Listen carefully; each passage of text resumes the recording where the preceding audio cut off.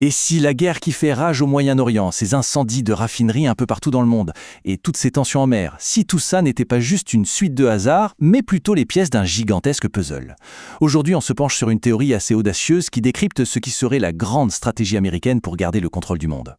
On a donc une guerre au Moyen-Orient, des raffineries de pétrole qui prennent feu aux quatre coins du globe, des navires saisis en pleine mer. Est-ce qu'on est face à une simple série de crises isolées ou, au contraire, est-ce qu'on assiste au tout premier mouvement d'une stratégie globale dont on commence à peine à entrevoir les contours?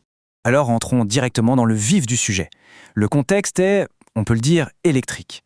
Il y a ce blocus américain sur l'Iran, des navires qui sont capturés, et en même temps une vague très étrange d'incendies frappe des dizaines de raffineries, ce qui fait chuter l'offre d'énergie mondiale. Et au milieu de tout ce chaos, Washington envoie des messages complètement contradictoires. Résultat, tout le monde est dans le flou. Mais voilà qu'une déclaration du sénateur Rick Scott vient jeter une lumière assez crue sur la situation.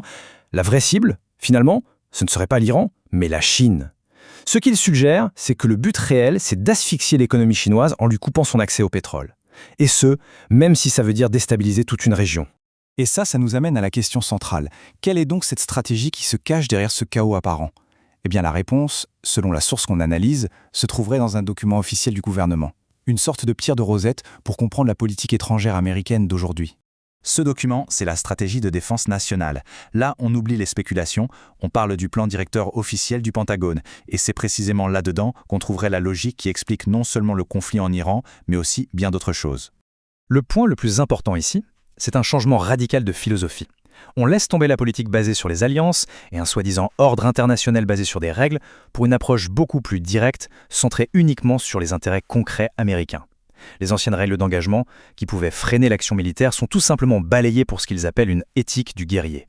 En gros, faire tout ce qu'il faut pour gagner sans état d'âme. Cette nouvelle doctrine, elle repose sur un concept aussi simple que brutal, la paix par la force. L'idée, ce n'est plus de négocier, c'est de devenir si puissant que plus personne n'ose vous défier.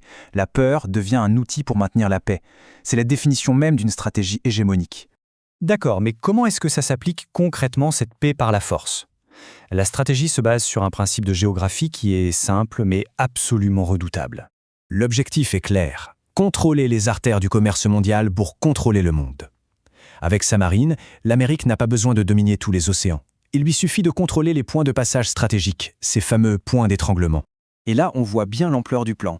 Il s'agit de verrouiller le contrôle sur les nerfs de la guerre économique. Le détroit d'Ormuz pour le pétrole, évidemment, Malacca pour tout le commerce asiatique, le canal de Panama pour l'hémisphère ouest, et même les futures routes maritimes de l'Arctique.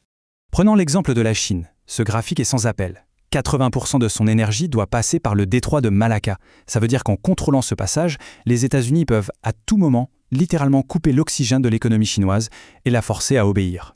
Le chaos en Iran servirait aussi à bloquer les ambitions des rivaux. En maintenant cette instabilité, les États-Unis empêchent la Russie de développer son grand corridor de transport nord-sud et en même temps, ils coupent l'herbe sous le pied de l'initiative chinoise Belt and Road. Ces deux projets dépendent d'un Iran stable pour fonctionner. Mais une ambition pareille, ça a un coût. Et ce coût, c'est la population américaine elle-même qui pourrait bien avoir à le payer. Le premier signe, c'est l'explosion du budget militaire. On parle d'une augmentation de 50% pour arriver à 1500 milliards de dollars. Des usines automobiles sont même réquisitionnées pour produire des munitions. On bascule clairement vers une économie de guerre, un peu comme dans les années 40. Selon la source, pour que ce plan fonctionne, il faudrait que 3 conditions soient réunies sur le sol américain. D'abord, une conscription, pour avoir assez de soldats. Ensuite, une continuité politique, ce qui impliquerait, d'après cette théorie, un 3e mandat pour Trump. Et enfin, une enveloppe de 500 milliards de dollars, une somme absolument astronomique. Mais pour financer quoi au juste ? Cet argent serait dédié à un projet qui porte un nom digne d'un film de science-fiction, Opération Stargate.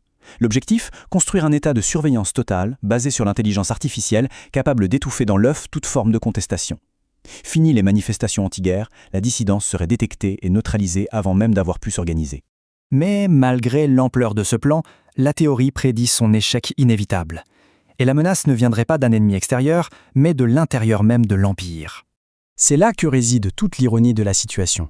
Le plan, qui est conçu pour lancer un nouvel âge d'or pour l'Amérique, pourrait en réalité être le catalyseur de son propre effondrement. 3 forces historiques seraient à l'œuvre. D'abord, le nationalisme. Les Alliés, traités comme de simples vassaux, finiront par se rebeller. Ensuite, la corruption. Avec des budgets aussi énormes, les détournements de fonds deviendront généralisés. Et enfin, la division.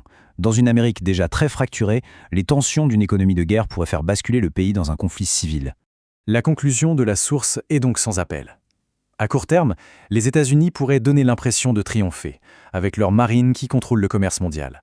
Mais sur le long terme, les forces de la décadence, nourries par cette stratégie même, rongeront l'empire de l'intérieur. La question finale reste donc entière. Est-ce qu'on assiste à la mise en place d'un plan magistral pour un nouveau siècle américain, ou bien aux dernières convulsions d'un empire qui, en voulant se sauver, ne fait en réalité qu'accélérer sa propre chute? La réponse, elle, se dessinera dans les années qui viennent.